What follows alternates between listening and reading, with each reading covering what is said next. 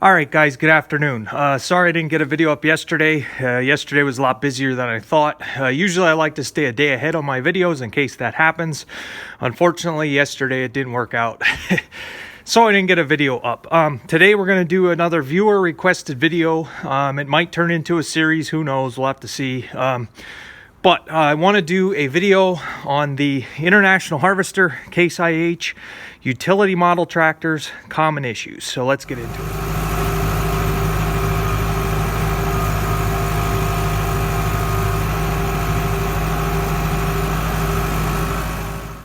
All right, guys, bear with me. Winter's back here. It's about 29 degrees here in March, and it's miserable. Spring fever really dissipated. But anyway, we want to get into a video series here on the common issues with the Case International and International utility model tractors. Now, if you guys are looking to buy one of these utility model tractors, and we're talking the 40 horsepower to 99 horsepower model range, from the 70s all the way up until, let's say we're going to stop around mid 90s. These tractors, it's easy to get confused on the model numbers. It's easy to get confused on the engines, the serial numbers, and the reason behind that is International and even Case IH made so many different models of what would be considered the utility model of tractor. I mean, starting right with the 385, 395, 384, 485, 495, 484, 464, 584. I mean, I could go on and on and on. It's very hard to keep everything straight as far as what year was what.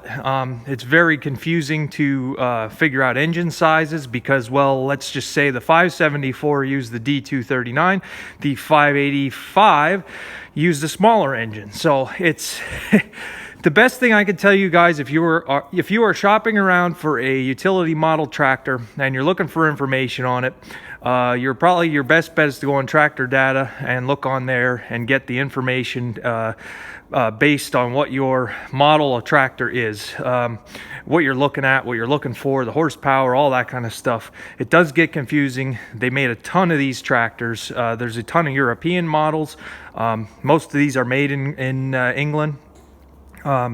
So I'm going to try to cover the common issues that I know of from working on this stuff. I'm going to try to hit the main points. Now, these are what I have seen. It's not going to be everybody's experience, and I'm sure there's a lot more issues that you guys might have had with yours versus what I'm going to cover today. I just want to try to hit the main points so that this doesn't turn into a 10-part series. So let's get into it here. Let's talk about these tractors.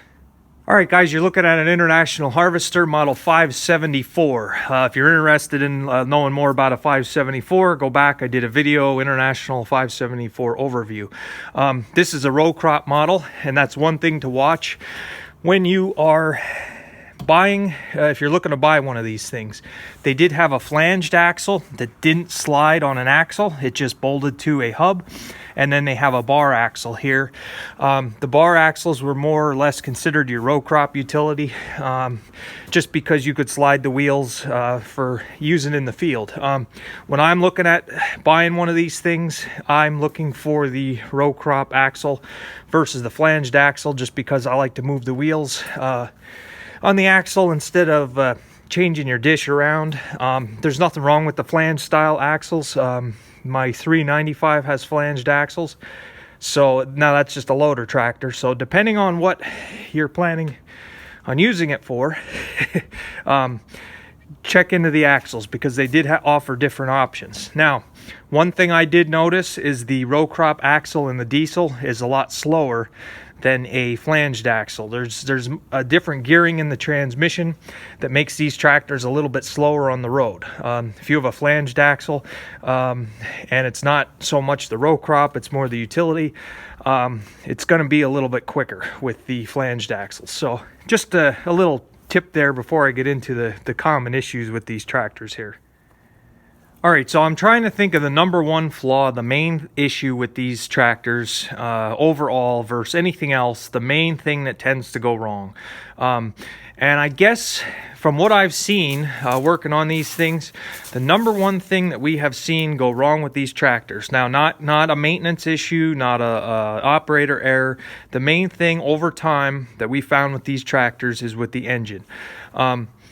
If you have one of these models with the D239 or any of these Neuss engines, these German diesels, if you're looking to buy one, look for one that has the antifreeze filter kit already installed, or at least look to see if you can't get that for your tractor.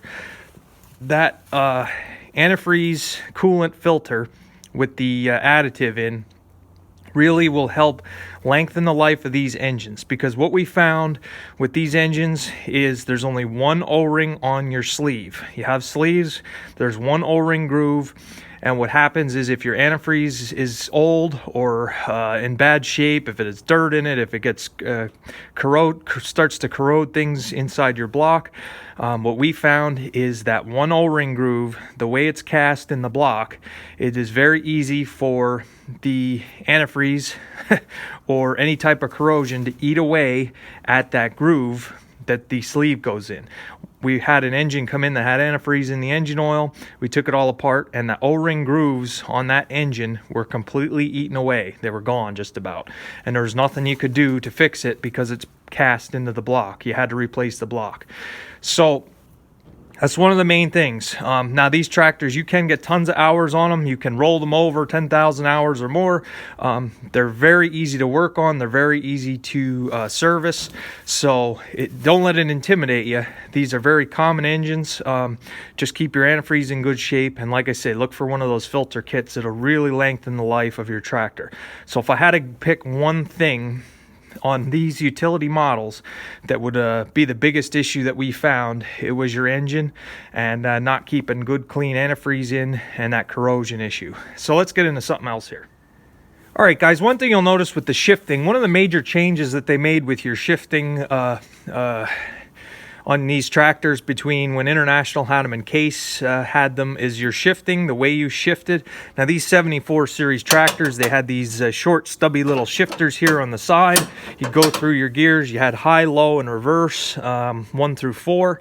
The biggest thing we found with this style versus the Case style was these were shorter. So your operator, you'd have less leverage on these, and you wouldn't be as inclined to put a lot of pressure on them or do any damage in your transmission. The 685, the 585, that series of shifting levers, they're longer, you have more leverage on them. So this was more of an operator error thing.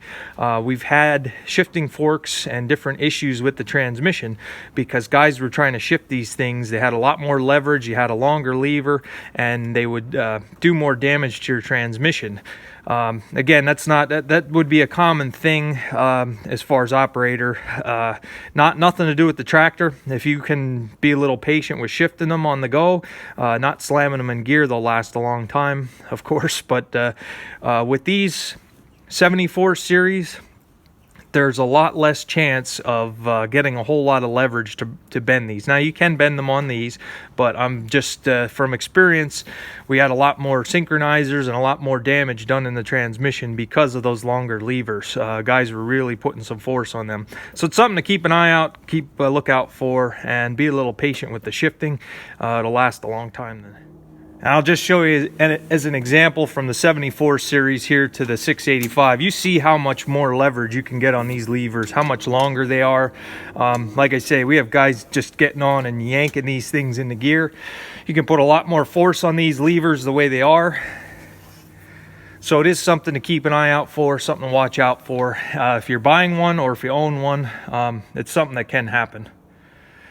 So let's get into something else. All right, as far as projects in the shop with these utility series tractors, probably the number one thing that we had to do to these tractors when they came in the shop, what they came in for, the majority of them, were clutches. And it's not that the clutches were bad on these, it's not that they were undersized, it's not any of those type of issues. With these utility tractors, what tends to be the case is they have loaders on them. A lot of these utility tractors had loaders. You had your 2250, if it was 4-wheel drive, you had the other model loader, you had all different kinds of loaders you could put on these tractors, and that's what guys bought them for. They were loader tractors.